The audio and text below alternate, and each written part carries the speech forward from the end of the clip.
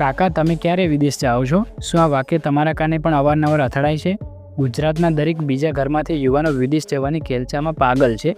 પણ શું તમે જાણો છો કે આ વિદેશ જવાનું સપનું ઘણીવાર ડરામણી હકીકત બની જાય છે? નમસ્કાર, હું છું તમારો દોસ્ત અને તમે જોઈ રહ્યા છો ન્યૂઝ બુક ગુજરાતી.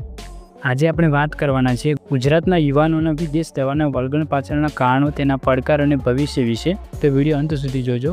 એક સામાન્ય ગુજરાતી પરિવારનો યુવાન જેણે હજી દુનિયા પણ જોઈ નથી, તેને બાળપણથી જ એક વાત શીખવવામાં આવે છે કે બેટા, ભણી ગણીને વિદેશ જજે.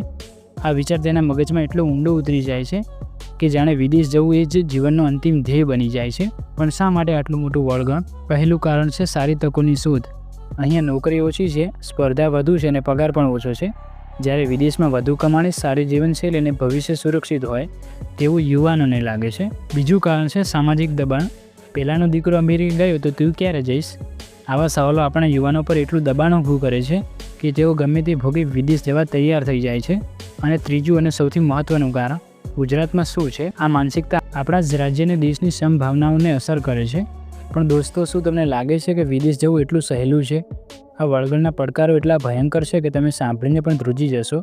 સૌથી મોટો પડકાર છે લાખો કરોડો રૂપિયાનું દેવું. વિદેશ જવા માટે ઘર, ખેતર ગીરવે મૂકી દેવામાં આવે છે અને એજન્ટોના ચક્કરમાં ફસાઈ અને યુવાન પોતાની આખી જિંદગી ખરાબ કરી દે છે અને કમાણી પણ ગુમાવી દે છે. અને પછી આવે છે વિઝાનો પ્રશ્ન. નકલી વિઝા, છેતરપિંડી અને પછી ડિપોર્ટ થવાનો વારો. પણ સાંભળો, સૌથી ચોંકાવનારી વાત તો હવે આવે છે.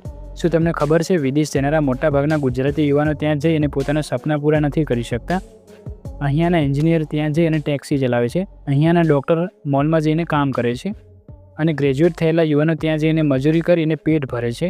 આ છે વિદેશના સપનાની કડવી હકીકત.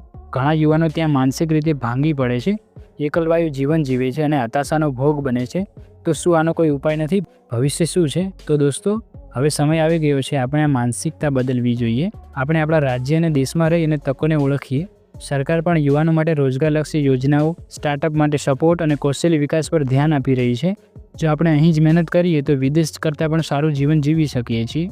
યાદ રાખો, વિદેશ જવું ખોટું નથી, પણ આંધળી દોટ મૂકી અને પોતાના ભવિષ્યને દાવ પર લગાવવું એ ખોટું છે. પહેલાં અહીંયા તકો શોધો, મહેનત કરો અને જો તમને ખરેખર લાગે છે કે વિદેશ જવું અનિવાર્ય છે તો પૂરી જાણકારી સાથે અને સાચી રીતે જાઓ. તો મિત્રો, આ હતું ગુજરાતના યુવાનોનો વિદેશ જવાના વળગણ પાછળની કડવી વાસ્તવિકતા. તમારું શું કહેવું છે આના વિશે? શું તમે પણ આવા કોઈ અનુભવમાંથી પસાર થયા છો? નીચે કોમેન્ટ બોક્સમાં જરૂર જણાવજો. અને આવા જ વધુ સત્ય જાણવા માટે ન્યૂઝ બુક ગુજરાતીને ફોલો કરી દો અને સબસ્ક્રાઈબ કરવાનું ભૂલશો નહીં. છેલ્લે સુધી માહિતી જાણવા બદલ આપનો આભાર. જય હિન્દ, જય ગુજરાત.